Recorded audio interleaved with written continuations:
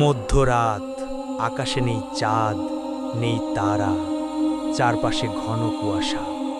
বজ্রপাতের আলোয় এক অদ্ভুত শহর দেখা গেল। ভাঙা বাড়ি, নিঃশব্দ রাস্তা, তবুও যেন চারদিক থেকে কারো ফিসফিসানি শোনা যাচ্ছে। তিন বন্ধু ইমন, রাজীব আর সুজন কৌতূহল আর সাহস নিয়ে ঢুকে পড়ে সেই নিষিদ্ধ শহরে। শহরে প্রবেশ করতেই বিশাল লোহার গেট নিজে থেকেই কেঁপে উঠে খুলে যায়। এক অদৃশ্য কণ্ঠ ভেসে আসে, ফিরে যাও, না হলে আর ফেরা হবে না। কিন্তু তারা থামে না। রাস্তার দুই পাশে ভাঙা বাড়ির জানালায় ছায়ারা নড়ছে। কেউ নেই, অথচ প্রতিটি ছায়া যেন তাদের দিকে তাকিয়ে আছে। হঠাৎ ইমন মাটিতে পড়ে থাকা একটি খেলনা তুলে নেয়।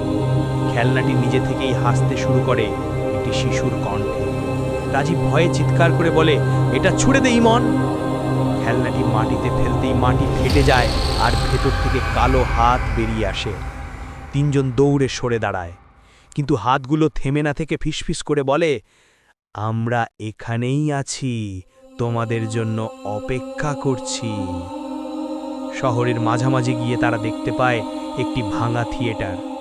দরজা খুলতেই ভেতরে হাজারো আসন ভর্তি বসে আছে কেবল শুকনো কঙ্কাল।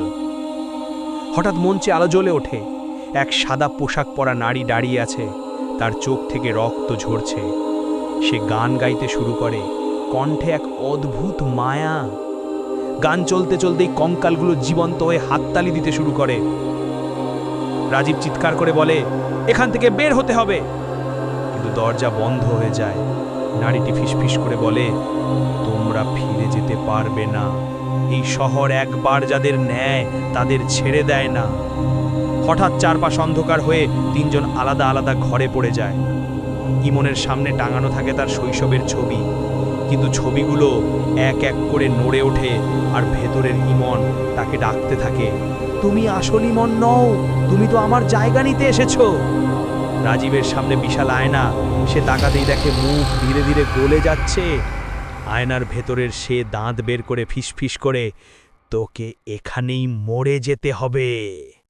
সুজনের ঘর অন্ধকার। হঠাৎ সামনে দাঁড়িয়ে যায় তার মৃত দাদু, চোখ ফাঁকা, ঠোঁটে অদ্ভুত হাসি। দাদু ফিসফিস করে বলে, তুই আমাকে ছেড়ে চলে গিয়েছিলি, এখন তুইও এখানেই থাকবি। তিনজন ভয় পেয়ে একে অপরের নাম ডাকতে থাকে। অবশেষে দেওয়াল ভেঙে আবার তারা একসাথে হয়। হঠাৎ শহরের মাঝখানে মাটি ফেটে ওঠে। মাটি থেকে উঠে আসে এক বিশাল কালো টাওয়ার। টাওয়ারের চারপাশে ঘড়ির মতো টিকটিক শব্দ বাজছে। ভেতরে ঢুকতেই তারা দেয়ালে হাজার হাজার নাম খোদাই করা দেখতে পায়। তাদের চোখ আটকে যায়।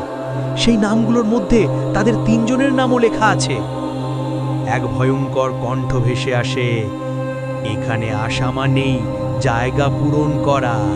তিনজন ঢুকেছ, কিন্তু একজন থেকে যাবে, বাকি দুজন মুক্তি পাবে। তিনজন অবাক হয়ে একে অপরের দিকে তাকায়। হঠাৎ টাওয়ারের ভেতরে শুরু হয় ভয়ঙ্কর পরীক্ষা। মেঝে ভেঙ্গা আগুন বেরোয়, দেওয়াল থেকে হাত বেরিয়ে তিনজনকে টেনে নিতে থাকে। দূরে ভেসে আসে অচেনা মানুষের কান্না।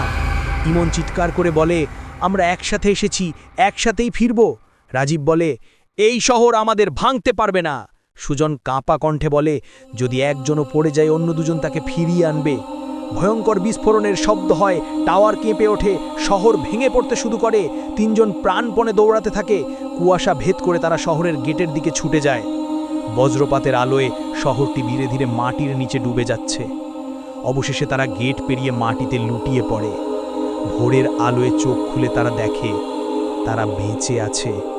চারপাশে সব শান্ত, কিন্তু তাদের পেছনে কোনো ছায়া নেই।